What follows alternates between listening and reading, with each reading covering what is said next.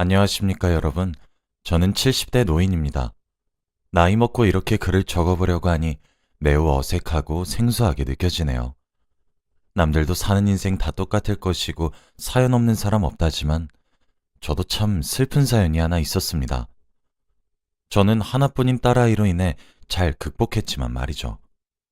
제 딸은 지금 결혼을 앞두고 있고 이제 제품을 벗어날 나이가 되었습니다. 오늘따라 참 싱숭생숭한 기분이 많이 들어 이렇게 글을 적어 보냅니다. 제 이야기는 지금으로부터 40년 정도를 거슬러 올라가면서 시작해요. 저는 밑으로 동생이 줄줄이 딸려있는 집에 장남으로 태어났습니다. 밑으로 동생만 6명이나 있었죠. 남동생이 4명 있었고 여동생이 2명 있어요. 저까지 우리는 7남매였습니다. 부모님까지 합쳐 9식구였죠. 그 당시엔 다들 그랬겠지만 우리 집 또한 그리 넉넉한 사정을 가진 것은 아니었습니다. 저도 일찍이 일을 시작해 돈을 벌기 시작했죠. 제 나이가 30대에 접어들자 제 밑에 딸린 동생들 모두가 일을 하게 되면서 제가 집안을 책임져야 한다는 중압감이나 책임감 같은 그런 압박감들이 많이 가벼워졌습니다. 가난했던 집안의 가게에 보탬이 되어야 했기 때문에 저는 장남인 제가 가족의 생계를 위해 희생하는 것이 당연했거든요.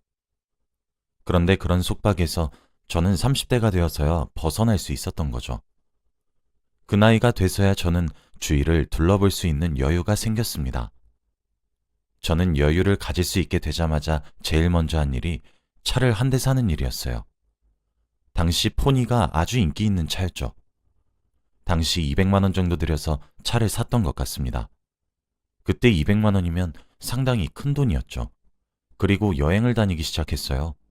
나그네가 꿈이었던 저는 바람이 불면 바람이 부는 대로, 파도가 치면 파도가 치는 대로, 발길이 닿는 대로 여행을 해보는 것이 소원이었습니다. 그때 한 여자를 만나게 되었어요. 송도의 바다를 보러 갔던 어느 무더운 여름날이었지요. 여러분들은 첫눈에 반해본 적이 있습니까? 홀딱 빠진 적이 있나요? 저는 그때가 처음이었어요. 먹고 사는 문제가 더 급했기 때문에 여자를 만날 시간도 없었습니다. 그날 산들바람이 불었어요. 그 여자분은 허리까지 오는 긴 생머리를 가지고 있었는데 바람결에 머리카락이 흩날렸죠. 피부는 얼마나 하얀지 쌀가루처럼 뽀얀 피부였어요. 첫 만남 때 무릎까지 오는 노란색 원피스를 입고 있었죠. 요즘 말을 빌려 표현하면 이상형이란 단어가 참 어울릴 겁니다. 봄날에 활짝 핀 개나리처럼 예쁜 사람이었거든요. 첫눈에 반한다는 느낌을 저는 그때 배웠습니다. 그날 사람이 무척이나 많았는데 그 사람만 눈에 들어오더라고요. 그때 직감적으로 느꼈어요. 오늘 이 만남을 놓치면 제가 땅을 치고 후회할 것을 말이죠. 그때 무슨 용기가 솟아난 건지 아직도 몰라요. 무작정 그 사람에게 다가갔습니다. 여자 손이라곤 어머니 손만 잡아봤던 제가 뭐 얼마나 자연스럽게 말을 걸었겠습니까? 쭈뼛쭈뼛거리고 바보처럼 말도 더듬었죠. 그렇게 쑥맥처럼 바보같이 더듬거리며 대뜸 차 한 잔 마시러 가지 않겠냐고 했습니다. 그 사람은 그렇지 않아도 동그랗고 커다란 눈을 더 동그랗고 크게 뜨며 웃음을 터뜨리고 흔쾌히 알겠다고 고개를 끄덕거리더군요. 그렇게 마주 앉아 차 한 잔을 마실 수 있게 되었습니다. 얼마나 부끄럽던지 얼굴이 핫핫해졌죠. 몇 마디를 주고받지 않아도 그 시간이 얼마나 재밌고 신이 났는지 몰라요. 저는 제가 말이 많단 사실을 35살에 어느 무더운 여름날에 처음 알았네요. 눈이 마주치면 얼굴이 시뻘개졌죠. 길을 걷다 손끝이라도 스치면 몸둘 바를 몰랐어요. 그런 제가 뭐가 그리 웃기고 재미있었던 것인지 그 사람은 저를 보면 웃음을 한 보따리 터뜨려주곤 했죠. 그렇게 우리는 자연스럽게 만남을 시작했습니다. 제 인생의 첫 여자였어요. 그 사람은 저보다 4살 어렸죠.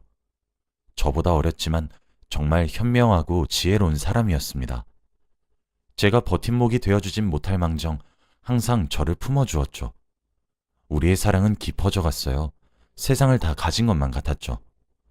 그 사람을 위해서라면 뭐든 해줄 준비가 되었습니다. 우린 그렇게 서로를 아껴주며 열렬히 사모했습니다. 곧이어 백년가약을 맺었어요.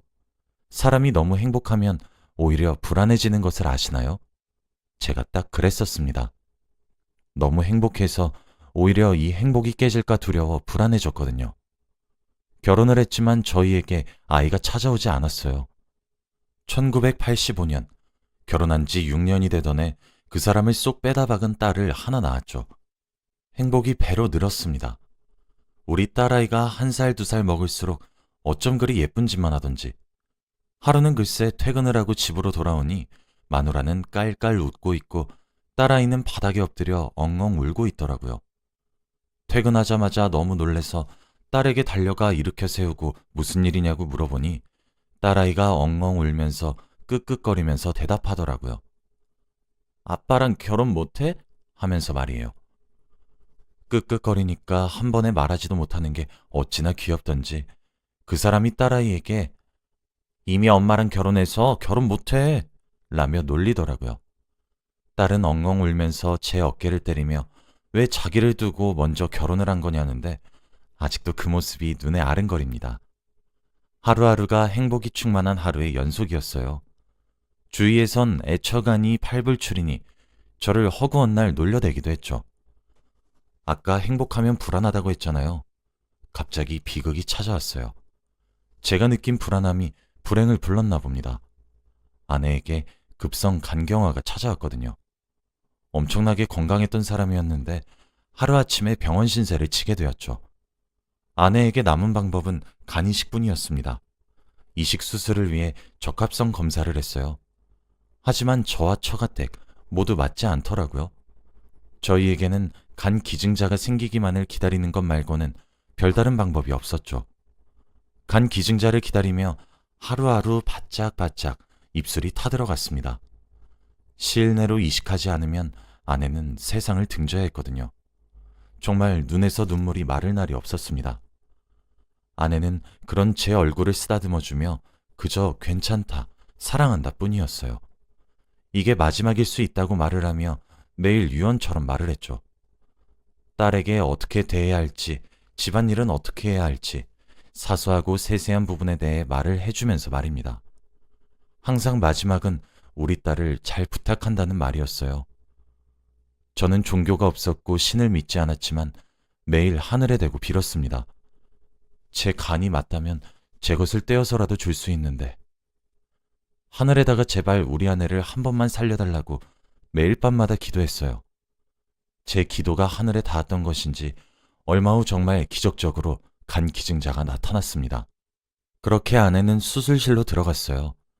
하지만 그때까지도 저는 몰랐습니다. 그게 아내의 마지막 얼굴을 볼 수 있었던 시간이었던 사실을 말이죠. 수술 시간이 생각보다 오래 걸린다고 아무 걱정하시지 말라고 말씀하셨는데 들어가신 담당 의사 선생님이 생각보다 빠르게 도로 나오시더라고요. 그리곤 저를 찾으셨어요. 무슨 일이라도 생겼나 싶어 헐레벌떡 선생님 앞으로 찾아갔습니다. 의사 선생님은 제 두 눈을 마주쳐주지 않더군요. 그리고 의사 선생님은 제게 수술을 할 수 없다고 했습니다. 제 아내는 분명 수술 잘 이겨내고 건강하게 회복해서 얼른 제 옆자리로 빨리 돌아오겠다고 인사를 해주었는데 그렇게 웃으면서 수술실로 들어간 제 아내가 간이식 직전에 뇌사 판정이 났다고 하더군요. 기증받은 간도 제 시간에 도착했다고 해요. 그래서 간을 제 아내에게 이식하기만 하면 되었대요. 그런데 갑자기 아내의 뇌파에 아무런 반응이 없더랍니다. 그렇게 이식을 코앞에 두고 아내는 뇌사 판정을 받았어요. 하늘이 무너지는 기분이 바로 그런 기분이었을까요? 의사 선생님께서는 제 손을 꼭 잡고 죄송하다는 말만 되풀이하시고 자리를 떠나셨습니다. 아내는 그렇게 일어나지 못하게 되었고 장기 기증을 통해 여러 생명을 살리고 하늘의 별이 되었습니다. 하나 있는 딸은 엄마와의 이별을 받아들이지 못했죠. 학교에 입학도 하지 않은 어린 나이에 엄마를 잃게 되었습니다. 아내를 어떻게 보냈는지 기억이 나지 않아요. 2번 정도 혼절해서 수액을 맞으며 일어났거든요. 생지옥과 다름없었습니다. 저는 최선을 다해 아내를 사랑했다고 생각했는데 하루가 지나면 지날수록 후회로 되덮이기 시작했어요. 돈, 그게 뭐라고 조금 덜 아끼고 먹고 싶은 것들 다 사줄 것을 회사에 휴가 내고 가고 싶단 곳들 다 데려다 줄 것을, 예쁜 옷 하나라도 더 사주고 좋은 음식 하나라도 더 먹여볼 것을 왜 그러지 못했는지 후회가 되더라고요. 왜 예쁜 사진을 많이 남겨주지 못한 건지, 이제 내가 무슨 낙으로 살아야 되는 것인지, 이젠 만질 수도 들을 수도 없는데 사진이라도 많이 남겨놓을 것을 얼마나 후회했는지 모릅니다. 밤이 되면 아내가 잘 버텨보겠다고 응원해달라고 힘없이 미소를 지은 채로 수술실로 들어가는 모습이 계속 되풀이 되었어요. 제 인생에 찬란한 빛이 되어주었던 아내의 빈자리를 느낄 때면 숨이 턱턱 막히기 시작했습니다. 딱 미칠 것만 같았죠. 아내만 없는 집에 돌아오면 온 곳곳에 아내의 흔적 투성이었어요. 제정신으로 살 수가 없었습니다. 그때부터 술에 의지하기 시작했어요. 낮엔 일을 했고 밤엔 술에 의지하기 시작했죠. 잠을 자지 못했어요. 사실 딸에게 미안했지만 그 당시에 딸을 돌봐주지도 못했습니다. 제 한 몸조차 슬픔을 견디기가 힘들었거든요. 하지만 술에 의지해도 아내의 빈자리는 그대로더군요. 술에 취한 밤이면 아내 생각이 더 간절해지기도 했죠. 가장 힘들었던 것은 그리움이 만든 환상이었습니다.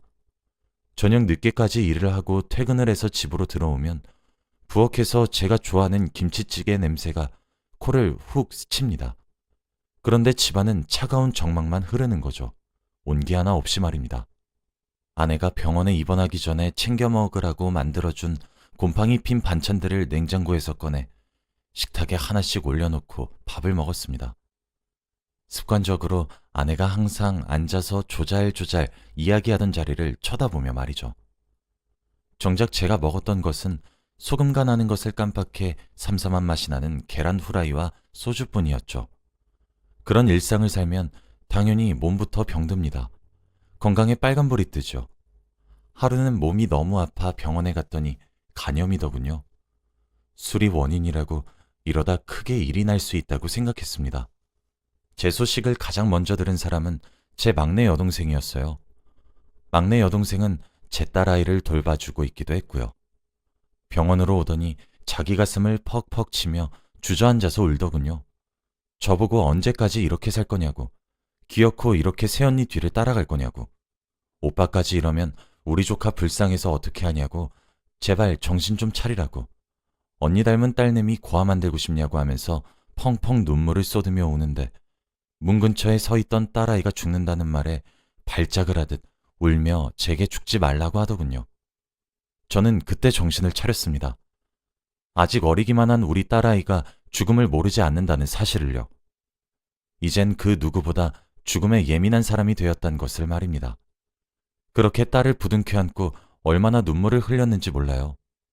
다행스럽게 제 간은 회복을 했고 정상적으로 퇴원을 할 수 있게 되었습니다. 딸과 둘이서 힘내서 다시 살자고 혼자 다짐했어요. 딸이 엄마를 찾을 때면 가슴이 미어졌고 엄마만 해줄 수 있는 것들이 있어 제가 해주지 못할 때 얼마나 무력했는지도 모릅니다. 딸에게 엄마의 죽음을 알려주는 과정은 정말 힘들었어요. 저는 딸에게 엄마는 우리 곁에 잠시 살다 너무 착하고 예쁜 사람이라 하늘에서 얼른 오라고 손짓해서 갔다고, 우리도 나중에 차례차례 하늘로 놀러가면 볼 수 있다고 했죠.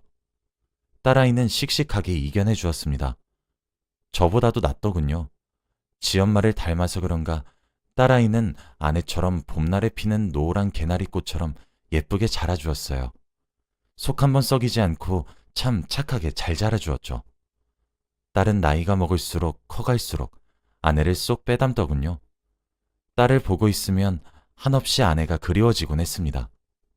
제겐 여전히 아이처럼 어리게만 느껴지는 제 딸이 곧 한 남자와 결혼식을 해요.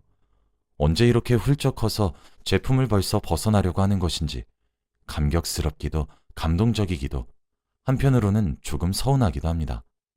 하루는 사위 될 사람을 데리고 왔더군요. 그런데 이 자식이 정말 제 청년 시절처럼 구는데 이래서 피는 못 속이는구나 싶더라고요. 우리 딸을 쳐다보면 말을 더듬기도 하고 얼굴이 빨개지기도 하는 것이 꼭 젊어서 아내를 꼬셨던 제 모습 같더군요. 내가 다른 것들은 몰라도 우리 딸내미 눈에서 눈물 한 방울 날 일은 없겠구나 싶어서 결혼을 허락했습니다. 그날 밤 딸아이에게 물었습니다. 어디가 좋아서 결혼을 결심하게 된 것이냐고 말이죠. 근데 딸이 뭐라고 하는지 아십니까? 아빠 같아서 좋다고 합니다. 글쎄 그놈을 보고 있으면 제가 생각나고 제가 하는 짓과 비슷해서 너무 좋답니다. 그래서 너무 편안하다고 했어요.